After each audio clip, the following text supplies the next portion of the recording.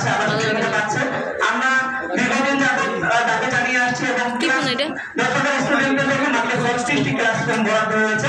এটি আসলে বিশ্ববিদ্যালয় হিসেবে আমাদের পরিচালিত মাঝে মধ্যে লজ্জাবোধ করে, কারণ একটি বিশ্ববিদ্যালয়ের ক্লাসরুম এবং আবাসিক সংকটটা এত তীব্র হয়, সেটি আসলে দুঃখজনক।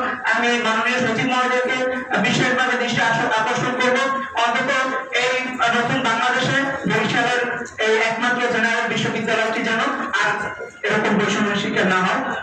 এবং আমরা আরেকটি যেটি গুরুত্বপূর্ণ বিষয়, সেটা হচ্ছে বরিশাল কিন্তু একেবারেই কিতরতলা নদী সংলগ্ন শহর, কিন্তু আমরা দেখেছি অন্যান্য অনেক বড় শহরের থেকে বরিশালে যে বৃষ্টির দিনে অনেক বেশি পানি জমে থাকে।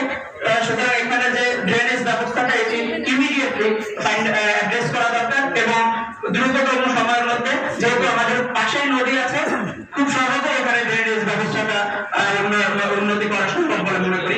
এবং প্রায় 12-13 দিন যেভাবে থাকতে হবে, আমি যদি এই কাজগুলো মানে ফেব্রুয়ারির মধ্যে একটা স্ট্রাকচার করতে পারি, এর পরবর্তীতে আমরা এই কাজগুলো মানে কোথায় কোথায় আছে সেটা প্লেস করলাম। প্লেস করার পরে আমরা যেটা করবো যে রমজানের পরে ঈদের থেকে আমরা একদম সরাসরি মন্ত্রণালয় ভিত্তিক এই কাজগুলোতে হাত দেবো এবং আমাদের যেগুলো ইমিডিয়েট কাজ সেটা আমরা বাস্তবায়ন করবো।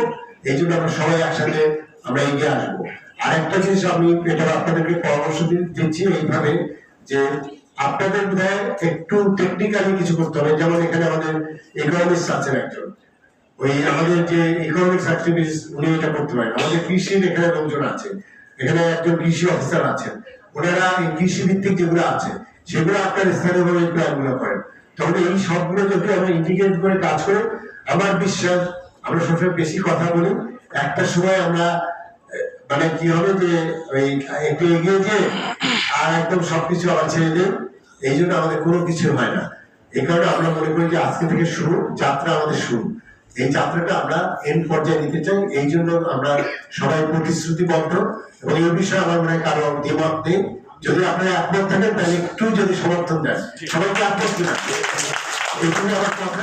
এরপরে আমাদের সভাপতি বক্তব্য শুনে আমরা শেষ করবো। দুঃখিত আমরা